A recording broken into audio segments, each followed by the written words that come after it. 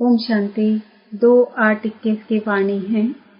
मीठे बच्चे, जैसे बाप अपकारियों पर भी उपकार करते हैं, ऐसे तुम भी फॉलो फादर करो, सुखदाई बनो, इस देह को भूलते जाओ। प्रश्न: देही अभिमानी रहने वाले बच्चों की मुख्य निशानियां क्या होगी? उत्तर: उनका आपस में बहुत बहुत रूहानी प्रेम होगा। वे कभी एक दो की खामियों का वर्णन नहीं करेंगे। वे बहुत बहुत सुखदायी होंगे। उनकी खुशी कभी गायब नहीं होगी। सदा अपार खुशी में रहेंगे। कभी मतभेद में नहीं आएंगे। हम आत्मा भाई भाई हैं। इस स्मृति से गुणग्राही होंगे। उन्हें सबके गुण ही दिखाई देंगे। वे खुद भी गुणवान होंगे और दूसरों को भी गुणवान बनाएंगे। उन्हें एक बाप के सिवाय और कोई याद नहीं आएगा। ओम शांति। ऊंचते ऊंच बेहद के बाप के सन्मुख तुम सब बच्चे बैठे हो। तुम कितने भाग्यशाली हो जो ऐसा बाप मिला है। तुम ज्ञान सागर बाप के पास आए हो, ज्ञान रत्नों से झोली भरने, कमाई करने। बाप तुम मीठे मीठे बच्चों को कितना ऊंच ले जाते हैं। बाप तो सिर्फ तुम बच्चों को ही देखते हैं। उनको तो किसी को याद नहीं करना है। इनकी आत्मा को तो बाप को याद करना है। बाप कहते हैं, हम दोनों तुम बच्चों को ही देखते हैं। मुझ आत्मा को तो साक्षी हो नहीं देखना है, परंतु बाप के संग में मैं भी ऐसे देखता हूँ। बाप के साथ रहता तो हूँ ना, उनका बच्चा हूँ तो साथ में देखता हूँ। मैं विश्व का मालिक बन घूमता हूँ, जैसे कि मैं ही यह करता हूँ। मैं दृष्टि देता हूँ। देह सहित सब कुछ भूलना होता है। बाकी बाप और बच्चा जैसे एक हो जाते हैं। तो बाप समझाते हैं, मीठे बच्चे, खूब पुरुषार्थ करो। जैसे बाप अपकारियों पर भी उपकार करते हैं, ऐसे तुम भी फॉलो फादर करो, सुखदाई बनो। आपस में कभी लड़ो झगड़ो नहीं। अपने को आत्मा समझ इस देह को भूलते जाओ।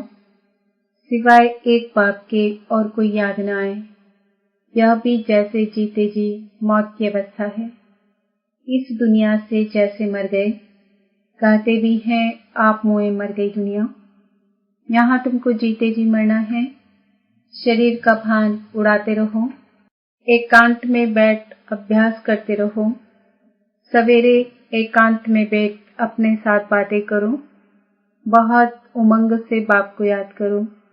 बाबा, बस अभी हम आपकी गोद में आया कि आया। बस एक की याद में ही शरीर का अंत हो। इसको कहा जाता है एकांत। बाप को याद करते करते ये शरीर रूपी चमड़ी छूट जाएगी। तुम जानते हो यह पुरानी दुनिया, पुरानी देह खलास हो जाती है। बाकी पुरुषार्थ के लिए थोड़ा सा संगम का समय है। बच्चे पूछते हैं, बाबा यह पढ़ाई कब तक चलेगी? बाबा कहते, जब तक दैवी राजधानी स्थापन हो जाए तब तक सुनाते रहेंगे। फिर ट्रांसफर होंगे नई दुनिया में। यह पुराना शरीर है, कुछ न कुछ कर्म भोग भी चलता रहता है। इसमें बाबा मदद करे, यह उम्मीद नहीं रखनी चाहिए। देवाला निकला, बीमार हुआ, बाप कहेंगे यह तुम्हारा हिसाब किताब है। हाँ, फिर भी योग से आयु बढ़ेगी। अपनी मेहनत करो, कृपा मांगो नहीं। बाप को जितना याद करेंगे इसमें ही कल्याण है। जितना हो सके योग बल से काम लो। भक्ति मार्ग में गाते हैं, मुझे पलकों में छिपा लो। प्रिय चीज को नूरे रत्न प्राण प्यारा कहते हैं। यह बाप तो बहुत प्रिय है, परंतु है गुप्त। उनके लिए लव ऐसा होना चाहिए जो बात मत पूछो। बच्चों को तो बाप अपनी पलकों में छिपाते ही हैं। पलके कोई यह आंखें नहीं, यह तो बुद्धि की बात है। मोस्ट वेलफेड निराकार बाप हमें पढ़ा रहे हैं। वह ज्ञान का सागर, सुख का सागर, प्यार का सागर है। ऐसे मोस्ट वेलफेड बाप के साथ कितना प्यार होना चाहिए। बच्चों की कितनी निष्काम सेवा करते हैं। तुम बच्चों को हीरे जैसा बनाते हैं। कितना मीठा बाबा है, कितना निरअहंकारी बन तुम बच्चों की सेवा करते हैं। तो तुम बच्चों को भी इतने प्यार से सेवा करनी चाहिए। श्रीमत पर चलना चाहिए। कहाँ अपनी मत दिखाई तो तकदीर को लकीर लग जाएगी। तुम बच्चों का आपस में बहुत बहुत रूहानी प्रेम होना चाहिए, परंतु देह अभिमान में आने के कारण वह प्यार एक दो में नहीं रहता है। एक दो की खामियां ही निकालते रहते हैं। फलाना ऐसा है, वह यह करता है। तुम जब देही अभिमानी थे तो किसकी खामियां नहीं निकालते थे। आपस में बहुत प्यार था। अब फिर वही अवस्था धारण करनी है। पहले तुम कितने मीठे थे, फिर ऐसा मीठा सदा सुखदायी बनो। देहाभिमान में आने से दुखदायी बने तो तुम्हारी रूहानी खुशी गायब हो गई। लाइफ भी छोटी हो गई। अब फिर बाप आया है तुम्हें सतो प्रधान बनाकर सदा सुखदायी बनाने। तुम जितना बाप को याद करते रहेंगे उतना खामियां निकलती जाएगी, मतभेद निकलता जाएगा। यह पक्का याद रहे, हम भाई भाई हैं। आत्मा भाई भाई को देखने से सदैव गुण ही दिखाई पड़ेंगे। सबको गुणवान बनाने की कोशिश करो। अवगुणों को छोड़ गुणों को धारण करो। कभी किसी की ग्लानि नहीं करो। कोई कोई में ऐसी खामियां हैं जो खुद भी समझ नहीं सकते हैं। वह तो अपने को बहुत अच्छा समझते हैं, परंतु खामी होने के कारण कहां न कहां उल्टा बोल निकल पड़ता है। सतो प्रधान अवस्था में ये बातें नहीं होती। अपने आप को देखो, हम कितने मीठे बने हैं। हमारा बाप के साथ कितना लव है। बाप से लव ऐसा हो जो एकदम चटका रहे। बाबा, आप हमको कितना ऊंच समझदार बनाते हो, स्वर्ग का मालिक बनाते हो। ऐसे अंदर में बाप की महिमा कर गदगद होना चाहिए। रूहानी खुशी में रहना चाहिए। गाते भी हैं खुशी जैसी खुराक नहीं।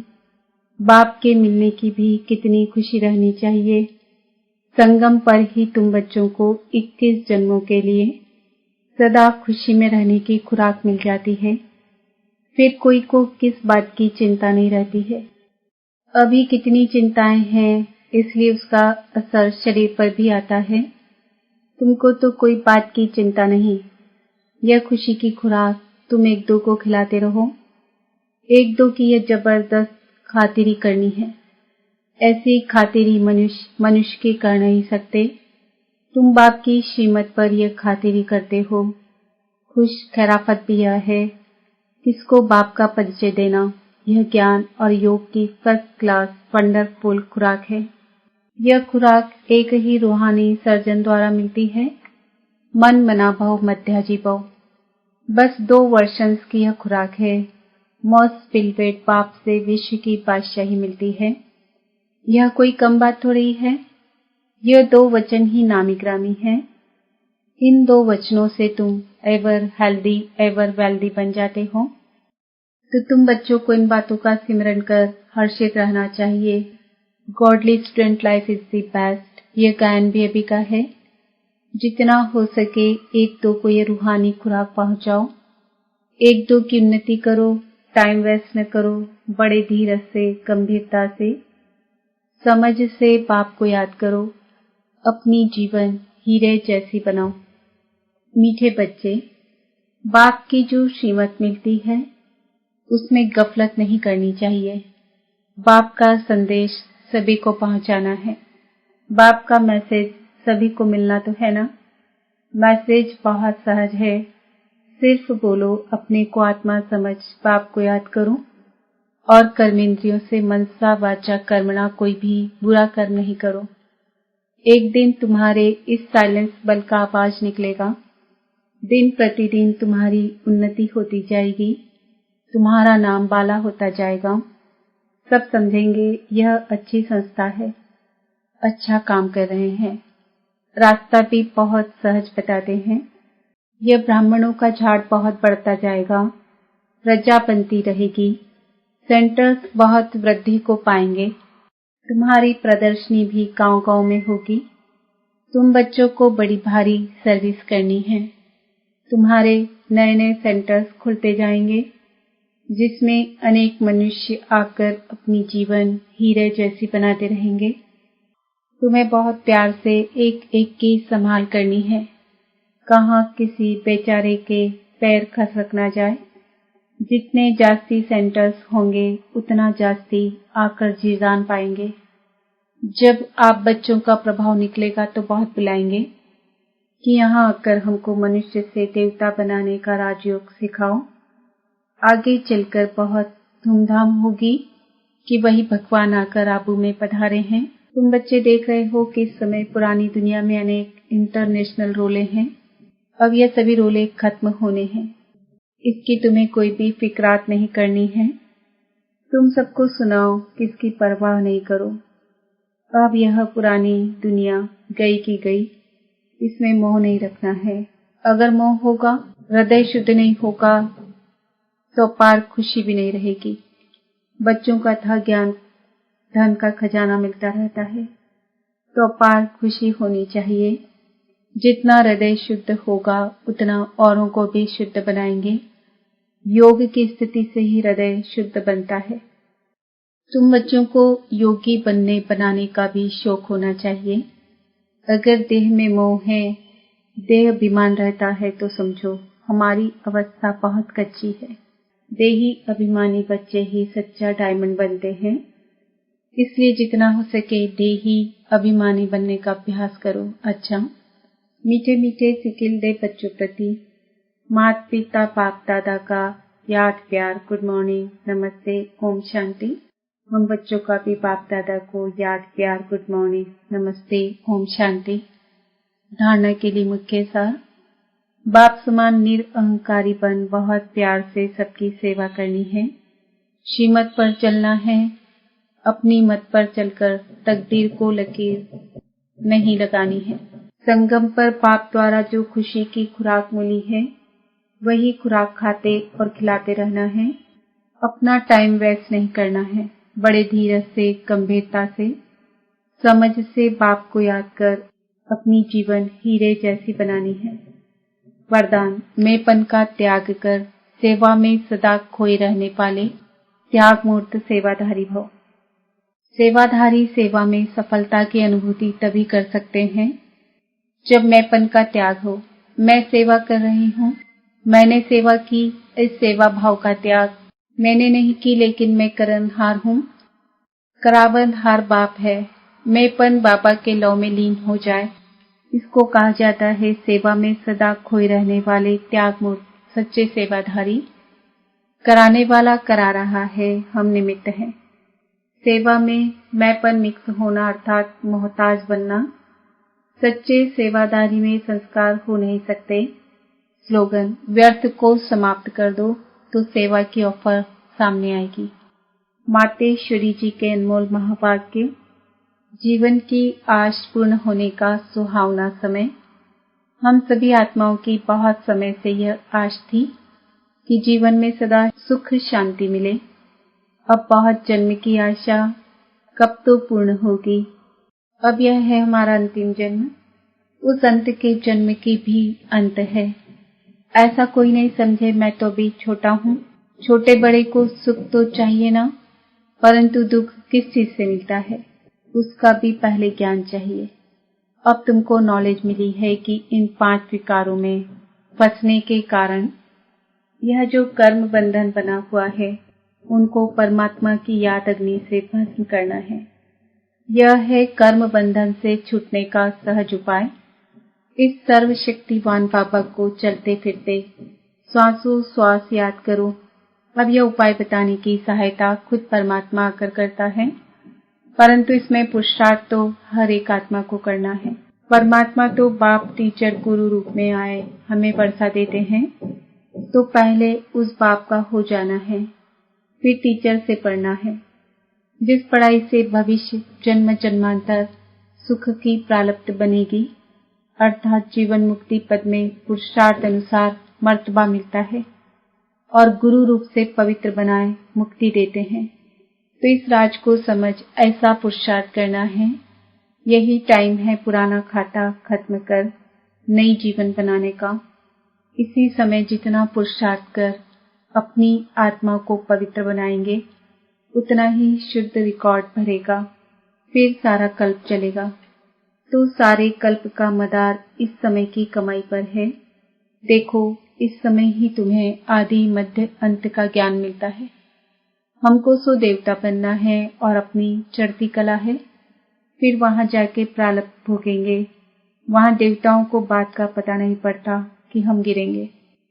अगर यह पता होता कि सुख भोगना फिर गिरना है, तो गिरने की चिंता में सुख भी भोग नहीं सकेंगे। तो यह ईश्वरी कायदा रचा हुआ है कि मनुष्य सदा चढ़ने का पुरुषार्थ करता है, अर्थात सुख के लिए कमाई करता है, परंतु ड्रामा में आधा आधा पार्ट बना पड़ा है। जिस राज को हम जानते हैं, परंतु जिस समय सुख की बारी है तो पुरुषार्थ कर सुख लेना है। यह है पुरुषार्थ की खूबी। एक्टर का काम है एक्ट करने समय संपूर्ण खूबी से पार्ट बजाना, जो देखने वाले वाह वाह करे। इसलिए हीरो हीरोइन का पार्ट देवताओं को मिला है, जिन्हों का यादगार चित्र गाया और पूजा जाता है। निर्विकारी प्रवृत्ति में रह कमल फूल समान अवस्था बनाना, यही देवताओं की खूबी है। इस खूबी को भूलने से ही भारत की ऐसी दुर्दशा हुई है। अब फिर से ऐसी जीवन बनाने वाला खुद परमात्मा आया हुआ है। अब उनका हाथ पकड़ने से जीवन नैया पार होगी। अच्छा, ओम शांति।